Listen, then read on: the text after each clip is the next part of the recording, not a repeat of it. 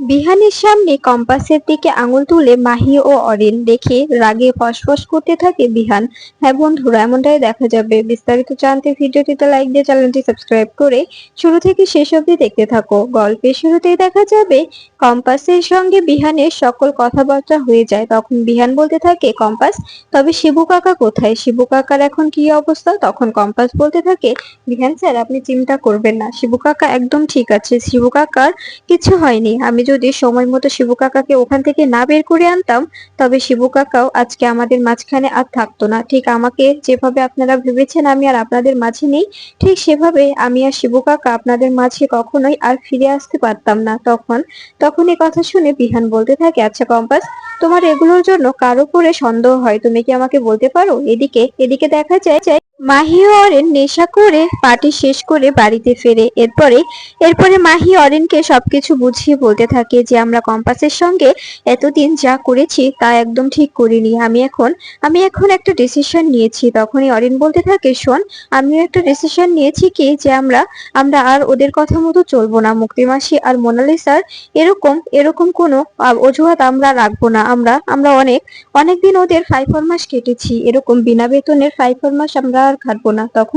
তখনই মাহি বলতে থাকে, একদম ঠিক বলেছিস, আর নয় আর নয়, অনেক সহ্য করেছি ওদের জন্য, আমরা অনেক অন্যায় করেছি, আর অন্যায়ের সঙ্গে আমরা সামিল হব না। এবার আমরা আমরা নিজেদেরটা নিজেরা বুঝে নেব। তখন অরিন বলতে থাকে, একদম ঠিক বলেছিস দি। আমাদের আমাদের যেগুলো যেগুলো আমাদের সেগুলো আমরা ওদের হাতে ছেড়ে দিয়েছি, আর আমরা সবসময় সবার কাছে এরকম করে ছোট হয়েছি। কিন্তু কেন কেন ছোট হবো আমরা, বল? তখনই এদিকে এদিকে দেখা যায় কম্পাস বিহানকে সবকিছু বলতে থাকে। তখন বিহান বলতে থাকে, আচ্ছা কম্পাস, এসবের পেছনে তোমার কার কার হাত থাকতে পারে, এটা তোমার কি মনে হয়? তখনই কম্পাস বলতে থাকে, আসলে আমার কাছে জোরালো কোনো প্রমাণ নেই, কিন্তু কিন্তু আমি যতদূর যতদূর ভুল না হতে পারি ততদূর আমি বলছি যে আমার মনে হচ্ছে এসবের সঙ্গে মুক্তিমাসির জড়িত আছে। আর সেটা সেটা শিবু কাকা সুস্থ হয়ে উঠলেই বোঝা যাবে। কারণ শিবু কাকা এখন কোনোভাবে কথা বলতে পারছে না। ওনাকে এমন ভাবে একটি মেডিসিন দেওয়া হয়েছে যেটার কারণে উনি একদম জ্ঞান হারিয়ে ফেলেছিল। তারপর থেকে ওনার আর কোনো ভাবে জ্ঞান ফিরছে না। উনি জ্ঞান ফিরেছে কিন্তু কথা বলতে পারছে না। এরপরে কম্পাসের কথা শুনে বিহান বলতে থাকে, আমি আমি ওই মোনালিসা, মুক্তি আর সেনাপতিকে কিছুতেই ছাড়বো না, ওদেরকে আমি অবশ্যই শাস্তি দেব। তখনই কম্পাস বলে ওঠে, এখন প্লিজ আপনি একা একা কিচ্ছু করতে যাবেন না, একা একা কোনো ভুলভাল পদক্ষেপ নেবেন না যতক্ষণ না আমি বলছি। আমি আমি নিজে আপনাকে বলবো কখন কোন কোন ডিসিশন নিতে হবে, কখন কোন পদক্ষেপ নিতে হবে। এখনই এখনই কিছু করার প্রয়োজন নেই। তখন এসব দেখে বিহান বলতে থাকে, আমি আমি অবশ্যই করব, কারণ কারণ ওরা ওরা তোমার সঙ্গে এতটা এতটা বাজে ব্যবহার করেছে, তোমাকে মারতে এতটা এতটা নিচে নেমেছে, এটা আমি কিছুতেই মেনে নেব না। আমি মোনালিসাকে কিছুতেই ছাড়বো না। ও আমার ভালোবাসার দোহাই দিয়ে আমাকে বারবার ঠকিয়েছে। আমি ওকে কিচ্ছু বলিনি, বারবার ক্ষমা করে দিয়েছি, কিন্তু কিন্তু এবার আর ওর কোনো ক্ষমা নেই। ও যেটা করেছে সেটা সেটা একদম একদম কোনোভাবে মানা যায় না, সেটা একদম ঘৃণ্য। তখন এই কথা শুনে কম্পাস বলতে থাকে, আপনি আপনি বুঝতে পারছেন না, এখন আপনাকে আপনাকে কিছু করতে দেওয়া যাবে না। আপনি যদি এখন কিছু করেন তবে তবে ঝামেলা হয়ে যাবে। ওরা বুঝতে পেরে যাবে যে কম্পাস ভৌমিক বেঁচে আছে। আর আপনাকেও একটা কথা দিতে হবে যে আমি যে বেঁচে আছি এটা যে আপনি জানেন, এটা যেন কেউ জানতে না পারে, ঘুণাক্ষরেও কেউ যেন টের না পায়। তখনই বিহান বলতে থাকে, কম্পাস, মাকে অন্তত পক্ষে বলি, মাকে, তোমার বাবা মাকে। তখন কম্পাস বলতে থাকে, একদম না, কাউকে কাউকে বলার প্রয়োজন নেই। যদি ওনাদের ওনাদের শরীরটা বেশি ডিটোরিয়েট করে তবে আমি কিছু হিন্ট দেবো ওদেরকে, সেই হিন্ট দিয়েই ওরা মনে একটু আশা নিতে পারবে যে কম্পাস ভৌমিক ফিরে আসবে। কিন্তু কিন্তু সোজা সোজা বলবেন না যে আমি একদম বেঁচে আছি। তখন এ কথা শুনে বিহান বলতে থাকে, এভাবে এভাবে ওনারা কষ্ট পাচ্ছে, জানো কম্পাস, তোমার বাবা মার অবস্থা মোটেও ভালো নয়। কিন্তু আমরা যদি এভাবে এভাবে সবটা লুকিয়ে রাখি, কম্পাস, তুমি যদি সবটা লুকিয়ে রাখো, আড়ালে থাকো, তোমার বাবা মাকে হয়তো বা বাঁচানোই যাবে না। তোমার মা তো সবকিছু খাওয়া দাওয়া একদম বন্ধ করে দিয়েছে। তোমার মা কোনো কিছু খাচ্ছে না, কোনো কিছু করছে না, সবসময় শুধু শুধু কেঁদেই যাচ্ছে তোমাদের জন্য। কেঁদে কেঁদে মহিলাটি একদম শেষ হয়ে যাচ্ছে। তখনই কম্পাস বলতে থাকে, আপনাকে এতটা চিন্তা করতে হবে না, আমি জানি আমার মা স্ট্রং, আমার মা অবশ্যই ঠিক হয়ে যাবে। আমি আমি কটা দিন পরে সমস্ত প্রমাণ জোগাড় করে যখন সবার সামনে আসবো তখন মা এমনিতেই সুস্থ হয়ে উঠবে। তখনই দেখা যায় বিহান বলতে থাকে, আচ্ছা কম্পাস, তুমি আমার থেকে দূরে যাবে না তো, আর কখনো আমাকে এভাবে একা করে যাবে না, বলো? তখন কম্পাস বলতে থাকে, আমি যদি আপনাকে একা করে যাই তবে তো আবার ভ্যা ভ্যা করে কাঁদবেন। তবে তবে কেন একা করে যাব? আমি কখনো আপনাকে একা করে যাব না। ঠিক তখনই বিহান কম্পাসকে জড়িয়ে ধরে আর বলতে থাকে, আমি সারা জীবন তোমাকে এভাবে নিজের বুকের মাঝে আগলে রাখতে চাই কম্পাস। তুমি কখনো আমাকে ছেড়ে যেও না। আমাকে কখনো এভাবে দূরে ঠেলে দিও না। এ কথা শুনে দেখা যায় কম্পাস বলতে থাকে, আমি কখনো আপনার থেকে দূরে যেতে চাই না। আপনি তো আমাকে না বুঝে ভুলভাল বুঝে শুধু শুধু মোনালিসার কাছে ছুটে যান। আর আপনি তো ড্রিঙ্কস করে ভালোই নিজেকে কেমন কম্পাস কম্পাস বলে চিৎকার করছিলেন। আমি কি দেখিনি ভেবেছেন? এরপরে দেখা যায় অখিলেশ বিহানকে ডাকতে থাকলে তখনই কম্পাস বিহানকে ধাক্কা মেরে ঘর থেকে বের করে দেয় আর বলতে থাকে, প্লিজ যান। যদি কেউ বুঝতে পেরে যায় যে আপনি আমার ঘরে আমার কাছে এসেছেন, সবাই অনেক কিছু মনে করবে। সবাই সন্দেহ করবে যে তিলোচন্দ্রিকের কাছে বিহান চৌধুরী কি করছে। প্লিজ আপনাকে আমি হাত জোড় করছি, আপনি চলে যান। এরপরে দেখা যায় বিহান বেরিয়ে যায়। এদিকে মাহি ও অরিন দুজনে ডিসাইড করে তারা আর কখনো মোনালিসাও মুক্তির কথা মতো চলবে না। এবার নিজেদের ডিসিশন ওনারা নিজেরাই নেবে। এরপরে দেখা যায় হঠাৎ কারো পায়ের শব্দ পেয়ে ভয় পেয়ে যায় মাহি ও অরিন। তখন মাহি নিজের চটিটা খুলে হাতে নেয় আর তখনই অরিন বলতে থাকে, এদিকে আয়, দিয়ে আমরা দুজনে পলাই। তা না হলে ছোটদা ভাই যদি কোনোভাবে দেখতে পায় তবে ঝামেলা হয়ে যাবে। আমাদের অবশ্যই শাস্তি দেবে, কারণ বাড়িতে সবাই কম্পাসকে নিয়ে শোক পালন করছে। এখন যদি আমরা এভাবে নাইট ক্লাব থেকে আসি, এটা ছোটদা ভাই কিছুতেই মেনে নেবে না।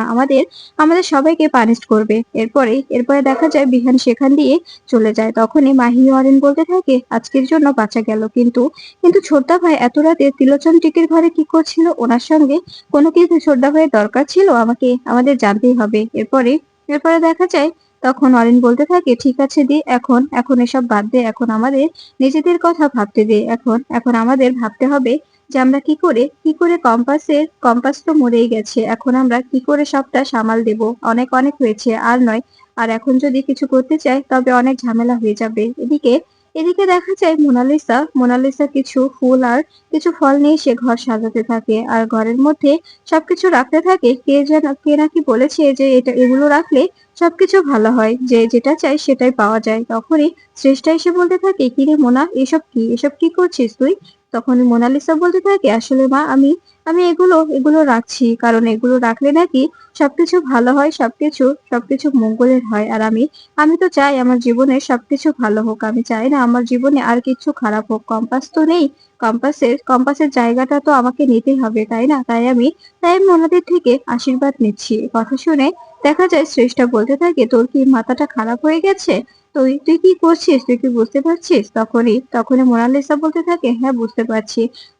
আমাকে একজন বলেছে এরকম করলে নাকি এগুলো ঘরে রাখলে, সাজিয়ে রাখলে ঘরে ঘরে সবসময় ভালো কিছুই আসে, কখনো কোনো ঝামেলা আসে না। তখন শ্রেষ্ঠা বলতে থাকে, শোন মা, আমার মনে হচ্ছে যে তুই কোনো ঝামেলায় আছিস। এখনো সময় আছে, নিজেকে পাল্টে নে। এখনো সময় আছে, নিজেকে এসব থেকে দূরে করে নে। এসব আর করিস না। আমি তো ভেবেছিলাম যে তুই পাল্টে গেছিস, কম্পাসের ফুল নিয়ে চৌধুরী বাড়িতে গেছিস, তাই তুই পাল্টে গেছিস। কিন্তু আমার ধারণা ভুল। আমি এবারও তোকে ভুল বুঝলাম। এবারও আমি ভুল হলাম, কারণ তুই কোনোভাবেই কম্পাসের পছন্দের ফুল নিয়ে যাসনি। তুই ও বাড়িতে ঢোকার একটা অজুহাত খুঁজছিলি, তাই একটা ফুল হাতে নিয়ে কম্পাসের পছন্দের ফুল বলে চালিয়ে দিয়েছিস, তাই না মোনা? তখনই মোনালিসা বলতে থাকে, এসব তুমি কি বলছো বলো? শুধু শুধু কম্পাসের কি মাধবীলতা ফুলের পছন্দ? চন্দ্রমল্লিকাও কম্পাসের পছন্দ থাকতে পারে না? তখনই দেখা যায় শ্রেষ্ঠা বলতে থাকে, না, আমার জানা মতে কম্পাস মাধবীলতাই পছন্দ করে, এর বাইরে আর কোনো ফুল নয়। তখন এই কথা শুনে দেখা যায় অভিজ্ঞান দত্ত বলতে থাকে, আচ্ছা বৌমা, ও যা করেছে তাতে তোমার এত মাথা ব্যথা কিসের? তুমি যদি চাও যে কম্পাসের শ্রাদ্ধে কিছু সাহায্য করবে তবে করতে পারো, আমাদের কোনো অসুবিধে নেই। তুমি শ্রাদ্ধটা সেরে আসতে পারো। 13 দিনকার কাজে তুমি যা যা প্রয়োজন তুমি দিয়ে দিও, আমার কোনো আপত্তি নেই। আর আমি তো ও বাড়িতে যেতে পারছি না। আমি গেলে ঋতুজা দেবী একটু রিয়াক্ট করে, তাই আমি যাচ্ছি না। তাই তো তুমি যদি কোনোভাবে কম্পাসের শ্রাদ্ধের কাজে কিছু হেল্প করতে পারো তবে করে নিও, সমস্যা নেই। আমি সব দিক থেকেই তোমাকে হেল্প করব। তখন এইসব কিছু দেখে অবাক হয়ে যায় শ্রেষ্ঠা মনে মনে বলতে থাকে, আপনি বলছেন কম্পাসের কথা? আপনি বলছেন বাবা, আপনাকে দেখে আমার সত্যি সত্যি কেমন যেন লাগছে। আপনারা সত্যি গিরগিটির মতো রং পাল্টাচ্ছেন। তখনই দেখা যায় এ কথা শুনে মোনালিসা বলতে থাকে, মা তুমি দাদুর সঙ্গে এভাবে কথা বলতে পারো না, তোমার এভাবে কথা বলার কোনো রাইট নেই, তুমি দাদুর সঙ্গে এভাবে কথা কেন বলছো বলো। তখনই তখনই দেখা যায় এদিকে এদিকে মাহি ও অরিন বিহানকে বারবার বলতে থাকে, এই বড়দা ভাই বল না, বল কালকে তুই ত্রিলোচন টিকের ঘরে কি করছিলি, ত্রিলোচন টিকের ঘরে কেন গিয়েছিলি বল। তখনই দেখা যায় এ কথা শুনে বিহান অবাক হয়ে যায়। বিহান বলতে থাকে, আচ্ছা আগে তোরা বলতো, তোরা কাল রাতে কোথায় গিয়েছিলি আর কি করে দেখলি যে আমি রাতে ঘরে ফিরছি।